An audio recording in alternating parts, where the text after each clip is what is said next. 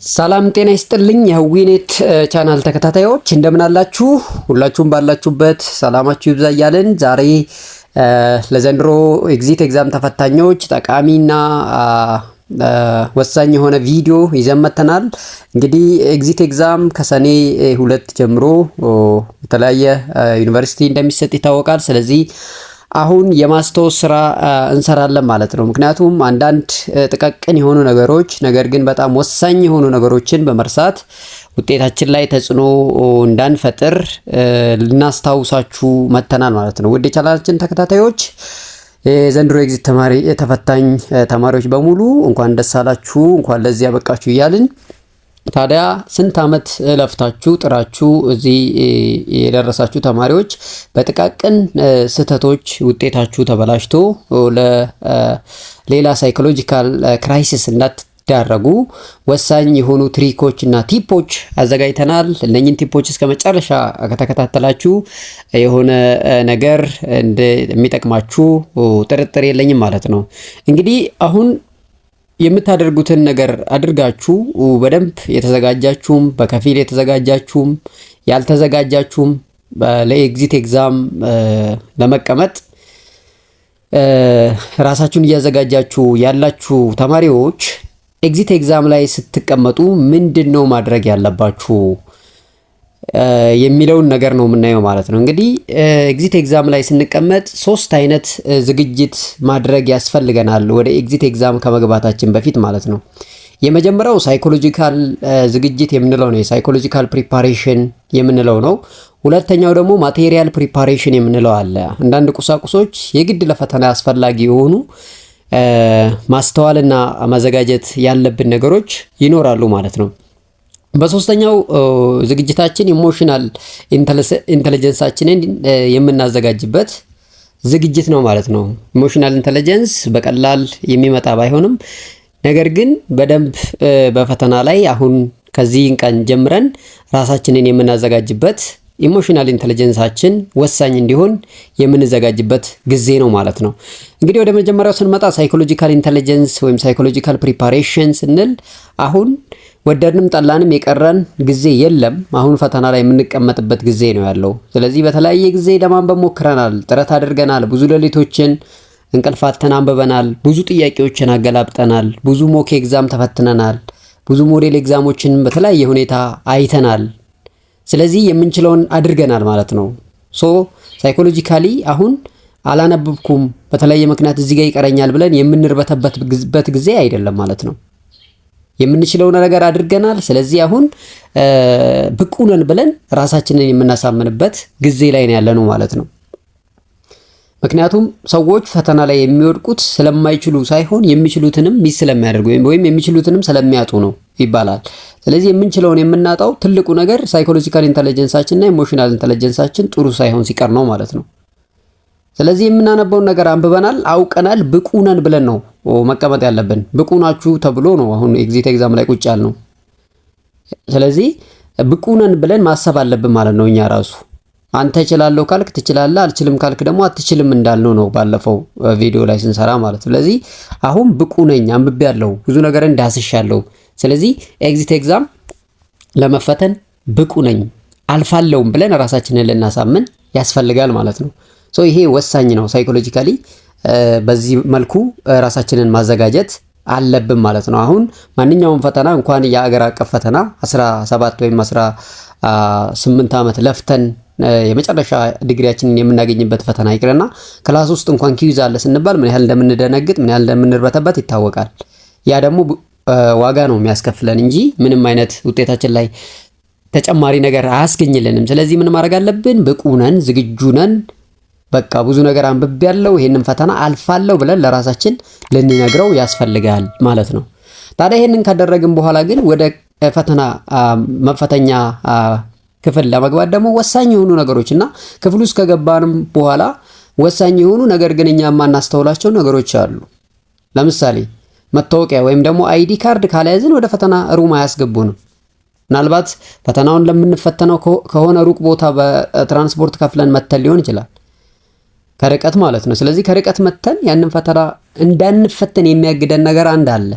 ትክክለኛ አይዲ ካርድ ካልያዝን ወደ ፈተና ሩም መግባት አንችልም። ምንም እንኳን ስማችን ከትምህርት ሚኒስቴር መጥቶ በሊስት ላይ ቢገኝም መታወቂያ ካልያዝን ወደ ፈተና አንገባም። ስለዚህ ማታውኑ ነገ ፈተና ከሆነ ዛሬ መታወቂያችንን ትክክለኛ ነገ የምንለብሰው ልብስ ውስጥ መክተት አለብን ማለት ነው። አንድ ሁለተኛ የተሰጠን ዩዘር ኔም እና ፓስወርድ ቀላል ነው፣ በአእምሮ ይያዛል፣ ችግር የለውም ብለን በአእምሮአችን ይዘን እንገባለን ብለን ማሰብ የለብንም። በብጣሽ ወረቀት ላይ እንድንጽፈው ያስፈልጋል ማለት ነው። የፈለገው ቀላል ይሁን፣ የፈለገው ብዙ ጊዜ ስላየነው እናውቀዋለን ይሁን፣ ግን ፈተና ሩም ስንገባ ሳይኮሎጂካሊ አንዳንዴ ዲስተርባንስ ይኖራል፣ መርበትበት ይኖራል። ስለዚህ ያን ዩዘር ኔምን ረስተህ በአእምሮ ይዤ እገባለሁ ብለህ ከገባ እዛ ስትገባ ግን ሎጊን ስትለው ኢንኮሬክት ፓስወርድ ኢንኮሬክት ዩዘር ይላል። አንዴ ይልሃል፣ ሁለተኛ ስትደግም የበለጠ ጭንቀት ውስጥ ትገባለህ ማለት ነው። አንተን ዩዘር ኔም ደግሞ እና ፓስወርድ ማንም ሊያስታውስልህ አይገባም ማለት ነው። የለም የሚነግርህ ነገር የለም። ስለዚህ ራስህ ያንን ፓስወርድ እና ዩዘር ኔም ይዘህ መግባት አለብህ። እሱን ደግሞ በአእምሮ ሳይሆን በብጣሽ ወረቀት ይዘህ ግባ ነው እያልኩ ያለሁት። ኤግዛም ውስጥ ከገባ በኋላ እሱን በማስታወስ እና ባለማስታወስ መካከል 5-6 ደቂቃ ማቃጠል የለብም። የተሰጠ ደቂቃ ፕሮፐር ስለሆነ ፕሮፐርሊ ሰዓትክን ለመጠቀም ያንን ማቴሪያል ይዘህ መግባት አለብህ ማለት ነው። ይሄ ብቻ ሳይሆን ሌሎች የሚያስፈልጉ አንዳንድ ነገሮች ካሉ በመመሪያው መሰረት ሁሉንም ነገር ይዘን መግባት፣ የምንጠየቀውን ነገር በሙሉ አሳይተን በነፃነት መግባት ወደ ፈተና እንድንችልና ፈተናው ጋርም ከገባም በኋላ አለምንም መርበትበትና መጨነቅ ሰዓታችንን አንድም ደቂቃ ሳትባክን ወደ ፈተና የምንገባበት አውድ መፍጠር አለብን ማለት ነው። ሶስተኛው ኢሞሽናል ኢንተለጀንስ የምንለው ነው። ኢሞሽናሊ ብቁ መሆን አለብን። አሁን በጣም ብልጥ መሆን አለብን ማለት ነው። እንግዲህ ኤግዚት ኤግዛም ላይ የመጀመሪያው የሚጠበቅብኝ እኔ ማለፍ ነው። ማለፍ ደግሞ ለማምጣት ከ150 መመለስ የሚለው ነው ማለት ነው። ስለዚህ 50 ታዲያ እንዴት ነው የማመጣው የሚለው ኢሞሽናሊ ኢንተለጀንስ ወይም ብልጥ መሆን ያስፈልጋል ማለት ነው። ምን ማለት ነው?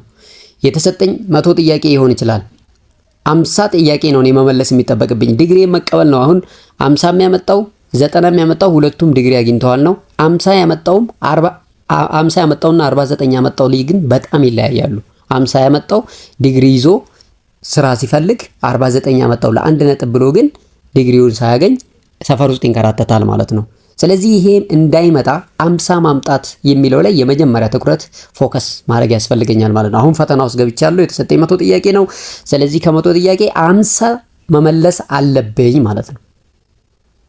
50 ለመመለስ ታዲያ የተሰጠኝን ጊዜ ፕሮፐርሊ የምጠቀምበትን አውድ መፍጠር አለብኝ። አንዲትም ደቂቃ እንድትባክንብኝ አልፈልግም። ስለዚህ ይሄ እንዳይሆን ደግሞ ጊዜን የሚያባክኑ አንዳንድ ነገሮችን ቀድሜ ጥንቃቄ መውሰድ አለብኝ ማለት ነው። ለምሳሌ ኮምፒውተራችን ቶሎ የማይከፍትና ቶሎ የማይዘጋ ከሆነ አስቸጋሪ ነው የሚሆንብኝ። ስለዚህ ያ እንዳይሆን ለምሳሌ ኮምፒውተሩ ኬብሉን ቼክ ማድረግ አለብኝ። ኢንተርኔት ኬብሉን በትክክል ኮኔክት መሆኑን። ሁለተኛ ደግሞ እንደገባው ሎጊን ብዬ መጠበቅ አለብኝ። ኢንተርፌሱን አውጥቼ ፈተናው እስከሚለቀቅ ሎጊን የሚለውን ፕሮሰስ ምናምን ጨርሼ ዩዘር ኔሜን ፓስወርዴን አስገብቼ መጠበቅ አለብኝ። ሌላው ኮምፒውተሩ ምናልባት ከስር በዲቫይደር ከሆነ በእግሬ ነክቼ እንዳይዘጋብኝ መጠንቀቅ አለብኝ። ምናልባት ስወራጭ እኔ አሁን ማይንዴን ነው የምጠቀመው። ያን ጊዜ እግሬ ምን እያደረገ እንዳለ ምናልባት ላላስተውል እችላለሁ። ፈተና ላይ ስለሆነ አንዳንድ ነገሮች አይጠፉም። ምንም እንኳን ጠንካራ ብንሆን ትንሽ መንቀጥቀጥ፣ ጥያቄዎች ከበድ ካሉ መደናበር አይቀርምና በእግራችን ሶኬቱን የምንነካው ከሆነ ኮምፒውተሩ ይዘጋል። ያ ኮምፒውተር ዘግቶ እንደገና እሱን ወደ ኋላ ከፍቼ እስከምል 5-6 ደቂቃ ላባክን ነው ማለት ነው። ያ በራሱ ደግሞ ሌላ ቴንሽን ነው የሚጨምርብኝ፣ ፍራቻ፣ ድንጋጤ ያመጣብኛል። ስለዚህ ይሄ እንዳይመጣ ምን ማድረግ አለብኝ? ኢሞሽናል ኢንተለጀንሱን ብልጡን ስልህ ምንድነው እግርህን በደንብ ኮንትሮል ለማድረግ ዲቫይደሮች ምናምን ካሉ እግርህ አካባቢ ላይ የኤሌክትሪክ መስመር፣ የኢንተርኔት መስመር ካለ እልፍ አድርገህ መቀመጥ አለብህ፣ ፈተናው ሳይለቀቅ ማለት ነው። ስለዚህ ይሄንን ካደረክ በኋላ ልክ ጀምሩ የሚለው ቃል ስትሰማ አንተ ቀጥታ ወደ ጥያቄ 1 ብለህ ከደቂቃ 1 ጀምረህ መስራት አለብህ ማለት ነው። ስለዚህ ይሄንን ለማድረግ ኢሞሽናሊ ብቁ መሆን አለብህ። 1 ከዛ በኋላስ ጥያቄዎችን እንዴት ላድርግ? 50 ማምጣት ነው የሚጠበቅብኝ። ስለዚህ ኬት ልጀምር? ከየትኛውም መጀመር ትችላለህ። ስለዚህ አንደኛ ጥያቄ ከከበደ አንደኛ ላይ 3 ደቂቃ እንዳታባክን እያልኩ ነው። እለፈው። ሁለተኛ ሞክር። የምትችለውን ጥያቄ ከ1 እስከ 100 ያሉትን እየዘለልክ መስራት ትችላለህ። ይሄንን ደግሞ ናቪጌሽን ኪውን በደንብ ተጠቀም።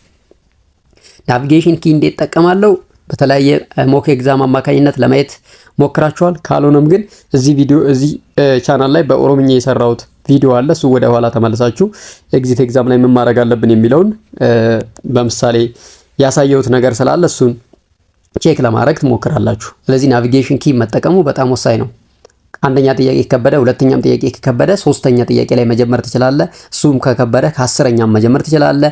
50ኛው ጥያቄ ላይ መጀመር ትችላለህ ማለት ነው። ስለዚህ እየቆጠርክ የምትችላቸውን ከ1 እስከ 100 ያሉትን መጀመሪያ መርጠ ስራ ከከበደህ ማለት ነው። ስለዚህ ከዛ ውስጥ ቢያንስ 40ውን የምትችል ከሆነ ከ100 40ውን የምትመልስ ከሆነ በጣም ወሳኝ ነው። 10 ጥያቄ ነው የሚቀርህ። 10ሩን ጥያቄ ደግሞ ተመልሰ ቢያንስ በማስተዋል ነገሮችን ኮምፔር በማድረግ ራሱ በመገመት 10 ልትመልስ ትችላለህ። 50 መጣ፣ ኮንግራጁሌሽን አለፍክ ማለት ነው። ስለዚህ ይሄ እንዲሆን የምትችለውን ጥያቄ ላይ ብቻ ፎከስ ማድረግ አለብህ ማለት ነው። ከዛስ ፈተናው ላይ ምን አይነት ጥያቄ ሊያጋጥመኝ ይችላል? ወደድክም ጠላህም 2 ተመሳሳይ የሆኑ መልሶች ያለው ጥያቄ ሊያጋጥም ይችላል። በጣም ተመሳሳይ ለመለየት እስከምትቸገር ድረስ 2 በጣም ወሳኝ የሆኑ መልሶች እናገኛለን ማለት ነው። እነኚህን እንዴት አድርገን ነው ወደ አንዱ ልናጠብ የምንችለው? 2 አይነት ሜትር ተጠቀም። አንዱ ዲዳክቲቭ የምንለው ነው። ይሄ ከጀነራል ወደ ሲምፕል ወደ ሲንግል የምንመጣበትና ይሄ ኢንዳክቲቭ የምንለው ከፓርቲኩለር ወደ ጀነራል የምንሄድበት ማለት ነው። ስለዚህ ዲዳክቲቭ ስትጠቀም ከጀነራል ወደ ፓርቲኩለር ነው የምትመጣው። ስለዚህ ጀነራላይዝ አድርጎ የሚይዘው መልስ አለ ወይ? ኤ እና ቢ በጣም ተመሳሳይ ከሆኑ ወይ ኤ ወይ ቢ አንዱ ውስጥ የመግባት አቅም አለ ወይ የሚለውን ትሪክ መጠቀም አለብን ማለት ነው። ስለዚህ የትኛው ነው በጣም ሰማራይዝ ሊያደርግልኝ የሚችለው የሚለውን ተጠቅመ አንዱን የምመልስበትን ትሪክ መምረጥ አለብህ። ይሄንን ለማድረግ ግን የመጀመሪያው ወደ ምርጫው ከመሄድ በፊት ጥያቄውን በደንብ አድርገህ አገላብጠህ አንደርስታንድ ልታደርገው ያስፈልጋል ማለት ነው። ምክንያቱም ጥያቄውን በደንብ አንደርስታንድ አድርጎ ነገሮችን አስተውሎ መገንዘብ 50% መልሱ እዛ ጋር እንደተገኘ ስለሚነግረን ማለት ነው። ስለዚህ ጥያቄውን በደንብ በማስተዋል አንብበው ጥያቄውን አንደርስታንድ ካረክ ወደ ምርጫው ሂድ። ምርጫው ስትገባ 2 በጣም ተቀራራቢ መልሶች አገኘ። አሁን እንግዲህ እንደነገርኩ ወይ ጀነራል ቱ ፓርቲኩለር ወይ ፓርቲኩለር ቱ ጀነራል የሚለውን ፕሪንሲፕል ተጠቀም። የትኛው ነው ሰማራይዝ ሊያደርገው የሚችለው የሚለው ማለት ነው። ከኢንዳክቲቭ ወደ ዲዳክቲቭ ስንል ደግሞ ፓርቲኩለር ላይ አንዳንዴ ስፔሲፊክ የሆኑ መልሶችን መምረጥም ደግሞ ትለማመዳለህ። ስፔሲፊክ የሆኑ መልሶች የመምረጥ አንዳንዴ ስፔሲፊክ የሆነችው መልስ ሊሆን ይችላል እየተፈለገ ያለውና ፈተናው ላይ በደንብ ካስተዋልክ በኋላ ስፔሲፊክ የሆነውን መልስ የምትመርጥበትን ትሪክ መምረጥ አለብህ ማለት ነው።